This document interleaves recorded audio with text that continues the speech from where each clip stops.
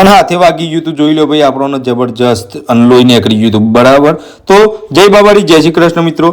હવારમાં ચૂલા ઉપરથી ઉતારતા કુકર સીટી ખોવાઈ ગઈ અને એનું પરિણામ જોઈ લેજો. આખો દિવસ આપણે ખરાબ થઈ ગયો હતો ભાઈ.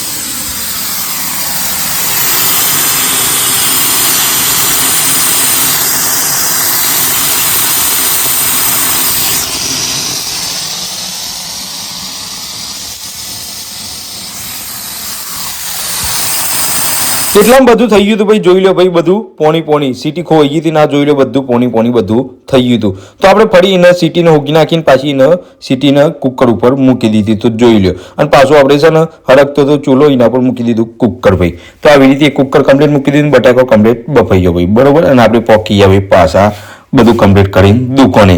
તો જોઈ લો દુકાને આવી ગયા. તો દુકાને આવ્યા પાછું બધું આપણે લારીનો સામાન બધો કાઢી નાખ્યો હતો અને કચરો કમ્પ્લીટ વાળી નાખ્યો હતો, કારણ કે આપણે બધું સાફ સફાઈ બધી રાખવી પડે ભાઈ, બરાબર.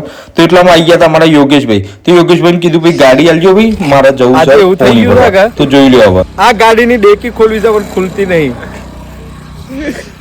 શોધી ખુલ્લા છે. ખોલ યાર. અને પાછળની ડેકી ખોલવી છે પણ ચોથી ખુલે છે એ મને ખબર નહીં.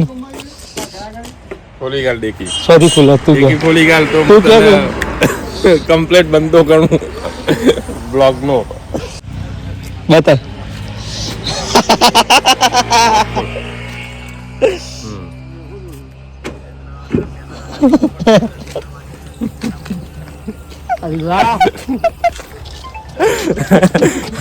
ઇકો સ્પોર્ટ નો પાછળનો દરવાજો ખોલતા આપણને ફાવતો નતો. તે યોગેશભાઈને કીધું તમે ખોલો યાર, મને તો નહીં દેખાય, કારણ કે એ ખોલ્યા ભાઈ દરવાજો હું પોણી ભરી આવ્યો ને એ જતા હતા ભાઈ ગમો. તો હું કીધું અમને એ લેતા જાઓ ભાઈ, બરાબર. તો એની ગાડી હું બેસી ગયો અને પાછો ઘેરથી જમી બમીને પાછા આપણે રિટર્ન થઈ ગયા. દુકાને આવ્યા તો જોયું તો આપણે હાથે વાગી ગયું હતું ભાઈ પતરું, કારણ કે લારીનું પતરું ઊંચું હતું ને તે વાગી ગયું હતું અને એ નખમાં બેસી ગયું હતું ભાઈ પતરું. તો ત્યાં મળીને કાઢ્યું, આપણો હાથ છે ને ઓગળીએ લોહી થઈ ગયું હતું. કીધું હવે બોધી દઈએ ભાઈ પાટો, કારણ કે આ તો ખૂન વાળું હોય ને આપણે દાબેલી ના બનાવવાય ને ભાઈ. તો આપણે બોધી દીધું દબ્બેન પાટોથી આપણે ખૂન બધું બંધ થઈ ગયું હતું, બરાબર ભાઈ. અને તો જોઈ લો ઠીંગા તો બતાવી દીધું આપણે ભાઈ ઠીંગા, બરાબર. એટલામાં આવી ગયા હતા ગરાક, દાબેલી હાલ દીધી અને અમારા પ્રવીણ સાગર ચોથી આવી ગયા હતા, તો ઈડરથી આવી ગયા હતા ભાઈ, બરાબર.